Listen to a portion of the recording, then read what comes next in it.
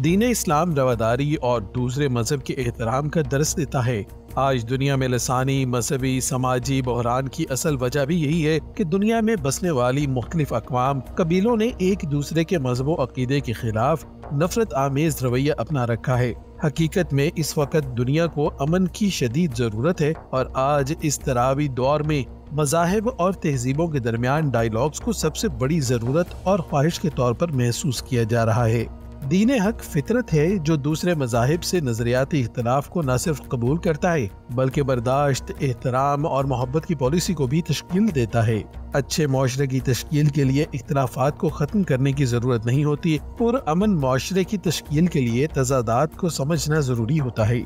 इख्तलाफात को समझने के बाद ही दूसरे मज़ाहिब और अकायद के एहतराम का जज्बा पैदा होता है और इस तरह ही मुख्तलिफ मसालिक और मज़ाहिब के लोगों को करीब लाया जा सकता है।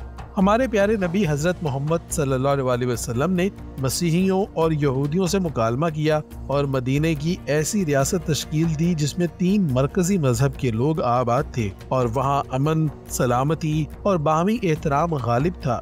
बर्दाश्त और एहतराम का रवैया इस्लाम की तालीमात का लाजमी जुज़्व है। इस्लाम की कामयाबी की बुनियादी वजह मुकालमा थी और हजरत मोहम्मद सल्लल्लाहु अलैहि वसल्लम की पूरी जिंदगी मज़ाहिब के दरमियान हम आहंगी की कोशिशों से इबारत है। इस्लामी तारीख में गैर मुस्लिमों के साथ मुकालमा और बातचीत के वाक़यात भी मिलते हैं। मिसाक मदीना की बदौलत मुस्लिम और गैर मुस्लिम दोनों को एक ही कौम और यकसा शहरियत का हामिल करार दिया गया था।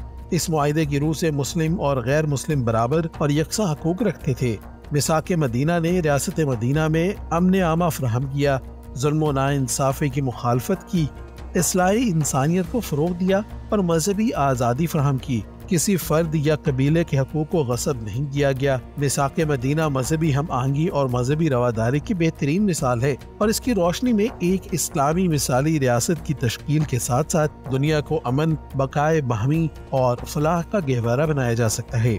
आज 21वीं सदी में बैनुल मज़ाहिब हम आहंगी की शदीद जरूरत है क्योंकि साइंस, टेक्नोलॉजी, तिजारत, ज़राए आमदोरफ्त और मीडिया ने दुनिया को ग्लोबल विलेज बना दिया है और पूरी दुनिया एक दूसरे के साथ कांटेक्ट हो चुकी है, जिसके बाद मुख्तलिफ मज़ाहिब और अकायद की मस्बत और मनफी खबरें सामने आ जाती हैं।